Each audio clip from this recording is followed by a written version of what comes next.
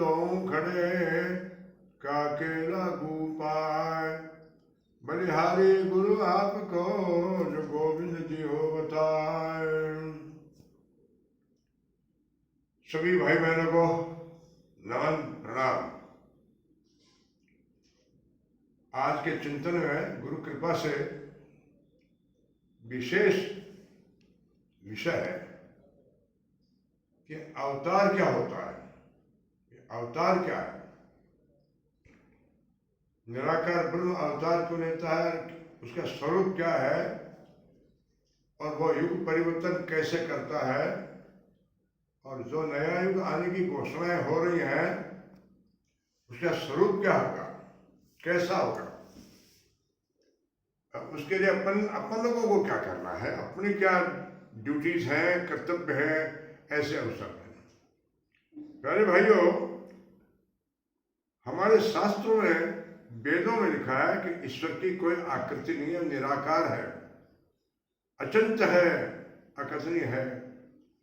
उसके लिए एक बहुत बड़ा लिखा है कवि ने कि शेष महेश गणेश दिनेश सुरेश ही जाए निरंतर गावे। शेष महेश गणेश दिनेश सुरेश ही जाए निरंतर गावे। जाए अनादि अनंत अखंड अभेद अछेद सुवेद बतावे। नारद से सुख व्यास रचे पक्षी हारे पुनि तऊ पार न पावे। हार गए सब लोग। ताई अहीर की छोरियां छछिया वाली छाछ पे नाच नचावे। उस पार ब्रह्म परमेश्वर को एक टॉक्सी भर छाछ के लिए लड़कियां नचाती हैं, गोपियां। क्या लीला इसकी समझ नहीं आता है। शेष महेश हार गए। तो ये अवतार क्या चीज है। ये कोई कहते हैं हर धर्म के लोग भाई राम अवतार थे, सनातन धर्म में राम को अवतार माना गया है, कृष्ण भगवान को पूर्ण अवतार माना है। ईसाई कहते हैं कि ईसा मसीह अवतार थे। सभी ये मोहम्मद साहब से लेकर अवतार थे। क्या ये सत्य है? हाँ, सत्य है। ये क्या है वास्तव में, ये बहुत बड़ा गहन विषय है। प्यारे भाइयों, ये बात तो सुनिश्चित है, ये सृष्टि किसी ने बनाई है, ये अपने आप नहीं बनी, बिना कर्ता के क्रिया नहीं होती है। ये वैज्ञानिक सत्य है। बिना कर्ता के कोई कार्य कैसे हो गया, तो कर्ता तो है। कैसा है ये विषय बड़ा गूढ़ है, और नेति नेति करके हार गए हैं शास्त्र भी। तो ऋषियों ने, महान पुरुषों ने तपस्या के द्वारा, ध्यान के द्वारा पता लगाया कि निराकार ब्रह्म ने ये मंगल कामना की होगी कि मैं साकार कैसे बनूं। निराकार से साकार बन सकता है। जैसे पानी है वो निराकार है, ये भाप है वो निराकार है, और पानी और वर्ष साकार है। अगुण ही निर्गुण नहीं कर, अगुण ही निगुण ही नहीं कर भेदा। तुझे कहा भेद है ही नहीं। आकाश की भाप है, वही तो पानी बनती है। तो ऐसे ही कल्पना की गई उस निराकार चेतना ने अवतार के, चेतना का अवतार होता है, किसी व्यक्ति का अवतार में चेतना। और सबसे बड़ी चेतना का क्या नाम है? ब्राह्मी चेतना, जिसके बारे में हम कुछ कह नहीं सकते, बेहद मौन है। कि ब्रह्मांड को जो चलाती है। नमस्कार प्रभु बारंबारा, असंख्य कोटि ब्रह्मांड के स्वामी, एक ब्रह्मांड है, जड़ चेतन स्वरूप तुम्हारा। नमस्कार प्रभु बारंबारा, ना तो किसी में ना तेरे में ऐसा निर्गुण रूप तुम्हारा। सब में तुम है, सब तेरे में ऐसा सरगुण रूप तुम्हारा। नमस्कार प्रभु बारंबारा। बाहर भीतर ऊपर नीचे जहाँ देखो वहां रूप तुम्हारा। ये ऋषियों ने बताया। तो अब उसका अवतार कैसे होता है? तो इसकी स्टेजेज हैं शास्त्रों के हिसाब से। सबसे बड़ी ब्राह्मी चेतना, और हमारे वेदांत में आता एको हम भविष्य में। उसने इच्छा की कि एक से ज्यादा बनो, और ज्यादा बनने के उसने अपने निराकार स्वरूप से साकार ये ब्रह्मांड बनाया। ये लंबी चौड़ी कहानी है, ये बात कभी फिर चर्चा करेंगे, कैसे बना, कैसे शब्द बना, कैसे वायु बनी, कैसे 5 तत्व बने, लंबी चौड़ी बात है भाइयों। लेकिन वास्तव में अवतार चेतना का होता है। सबसे बड़ी चेतना का नाम है ब्रह्म चेतना। उससे नीचे की चेतना दैवी चेतना, उसको देवलोक, उसको ब्रह्मलोक कहते हैं, उससे नीचे देवलोक बोलते हैं। और उसके नीचे आता है अपनी पृथ्वी, इसको कहते हैं पृथ्वी लोक कह सकते हैं, मृत्यु लोक कह सकते हैं। ये लोक है अलग अलग। अब इनमें भी चेतनाएं अलग अलग हैं। ब्रह्मी चेतना पात्रता के हिसाब से, युग के हिसाब से अवतार लेती है। जैसे हमारे यहाँ 4 युग माने गए, सतयुग, त्रेता, द्वापर और कलयुग। तो ये नाम कैसे हुआ नामकरण इनका, और राम और कृष्ण अवतार कैसे बने, ईसा मसीह वगैरह, उसके लिए वेद मूर्ति तपों से पंडित साहब आचार्य जी ने बड़ा क्लियर कर समझाया है कि चेतना जिस धरती पर जिस कैटेगरी की चेतना उतरती है वो कण कण में व्याप्त होती है, एक व्यक्ति पर नहीं उतरती। बरसात होती है, सब जगह होती है। उदाहरण के लिए बर्फ गिरती है कश्मीर में, सभी जगह गिरती है। उदाहरण के लिए समझाते थे कि बर्फ गिरी, दिखते समय दिखते नहीं है, पत्तों पर भी गिरी, तिनकों पर भी गिरी, जानवरों पर भी गिरी। कल्पना करिए एक चूहा बैठा था, उसके ऊपर बर्फ गिरी, कितनी गिरी, 200-250 ग्राम गिरी होगी। उसके आयाम छोटा था ना। एक बकरी पर भी गिरी होगी, उसमें कितनी गिरी होगी, वो बर्फ 5 किलो। और एक हाथी पर भी गिरी, उसमें कितनी, 1 क्विंटल। हाथी पर 1 क्विंटल उतरी, बकरी पर 5 किलो। एक उदाहरण है, दृष्टांत। और चूहे पर 250 ग्राम। गुरुदेव ने कहा बेटा ऐसे ही जब सृष्टि का सृजन होता है तो चेतना धरती पर अवतरित होती है। वो चेतना सभी पर उतरती है, परसेंटेज में पात्र है। जैसे चूहे पर 250 ग्राम गिरी, ऐसे सतयुग नाम क्यों पड़ा, युग का सतयुग। उसमें जो चेतना उतरी उसका नाम था सत्यनिष्ठा। धरती पर सत्य उतरा था, ब्राह्मी चेतना से सत्य आया था, कण कण में सत्य था, वहां के रहने वाले इंसानों में सत्य था, उनका व्यवहार सत्य में था, कण कण में पशु पक्षियों में भी सत्य था, सिर्फ उसको सतयुग कहते हैं। उनके व्यवहार वाणी में सत्य था। और क्या सब पर बराबर उतरा, नहीं, पात्र। उस समय राजा शिव पर भी उतरा होगा, दधीचे पर भी उतरा होगा, हरिश्चंद्र भी उतरा होगा। उस में जितने भी लोग थे सब पर उतरी, बराबर नहीं उतरी। किसी पर 20%, 50%।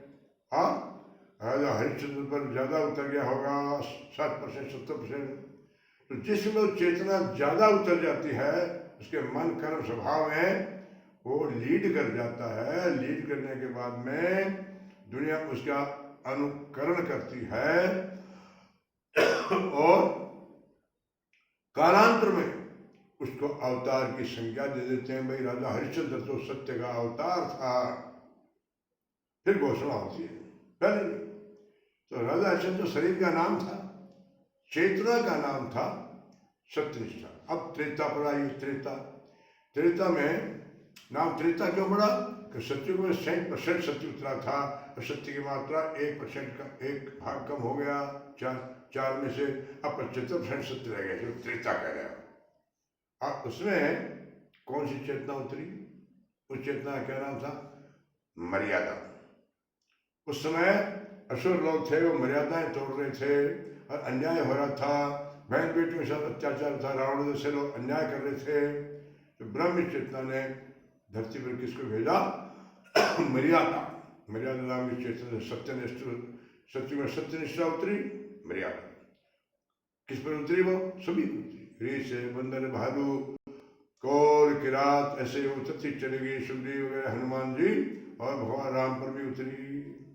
अयोध्या के राजकुमार राम पर उतरी। अब कितनी उतरी, कल्पना है। हनुमान जी में 20% उतरी होगी, सुग्रीव में 5% उतरी होगी, किसी में गिलहरी में भी 0.5% उतरी होगी। सभी में उस समय मर्यादा उतरी और सारी मर्यादा वाला काम भगवान ने कर डाला। उनका नाम भगवान पड़ गया। आने वाले में उनको भगवान श्री राम कहने लगे, जबकि वास्तव में भगवान चेतना थी, मर्यादा नाम की चेतना। अब आइए द्वापर, द्वापर में जो चेतना उतरी, द्वापर नाम क्यों पड़ा? दो भाग रह गए, सत्य कम होता चला जा रहा है। उस समय भगवान राम को मर्यादा पुरुषत्व कहते हैं, क्योंकि मर्यादा की आवश्यकता थी ना। कृष्ण भगवान को क्या बोलते हैं? लीला पुरुषत्व। उन्होंने टिट फॉर टैट की नीति अपनाई, भगवान राम ने जो मर्यादा शब्द की सबको उखाड़ के फेंक दिया और कला से काम लिया। उस समय जो चेतना उतरी उसका नाम था लीला।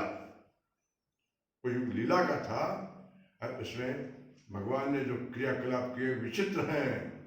इसे कृष्ण भगवान की जो महिमा गानी चाहिए, उसका अनुसरण अनुकरण करेंगे तो बेमौत मर सके हैं, वो आज भी लागू नहीं हो सकती।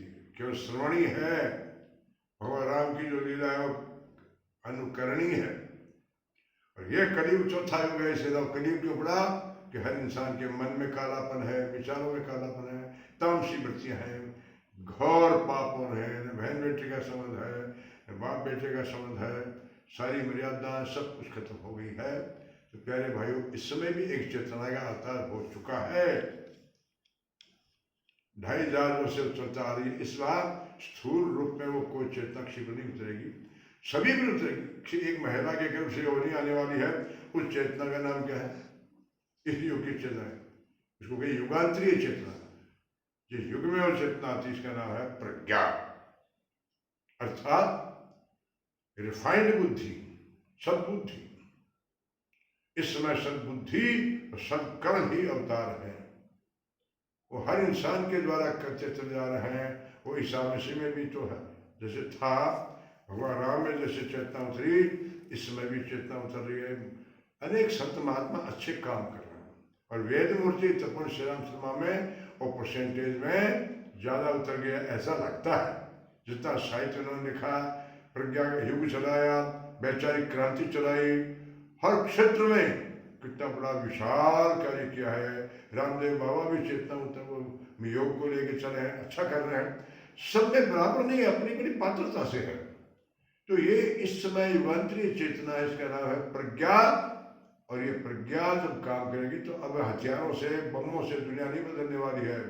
वैचारिक क्रांति से ही आदमी आस्थाएं बदलनी पड़ेगी, और अच्छे लोगों को ढूंढना पड़ेगा, बड़े लोगों का संगठन करना पड़ेगा, और उसके लिए हमें प्रयास करना चाहिए और उस चेतना के अनुसरण में काम करना चाहिए। तो ये युग बदल जाएगा। फिर क्या होगा? धरती पर स्वर्ग आएगा, और हृदय में देवता की स्थापना, हर इंसान में सत्य होगा। प्रेम, सद्भावना, प्यार, मोहब्बत, सहयोग, ये जितने सद्गुण हो सकते हैं हर इंसान में होंगे, और ये धरती स्वर्ग बन जाएगी। और भारतीय संस्कृति विश्व संस्कृति की गुरु बनने वाली है, इसकी भविष्यवाणियां हो चुकी हैं। आज हम देख रहे हैं प्रज्ञा युग आ चुका है। लोग कह रहे हैं कहाँ है? आ रहा है ना। देखिए नारी जागरण का काम कैसा आ रहा है। आज नारियां कितना का हर क्षेत्र में आगे बढ़ते हैं। ये परिवर्तन नहीं है क्या? आज देखिए सेवा के भाव में इस कोरोना ने परीक्षा ले ली, जो भी जागृत आत्मा कितनी सेवा कर रही है। योग इस समय कितना काम कर रहे हैं। वृक्षारोपण हो रहा है, गौशाला में लोग सेवा कर रहे हैं, और गरीबों को गोद लेकर के उनका जीवन का पालन कर रहे हैं। क्या है ये? युग परिवर्तन नहीं है क्या? वो बातें जो पुरानी थी वो खत्म हो गई है।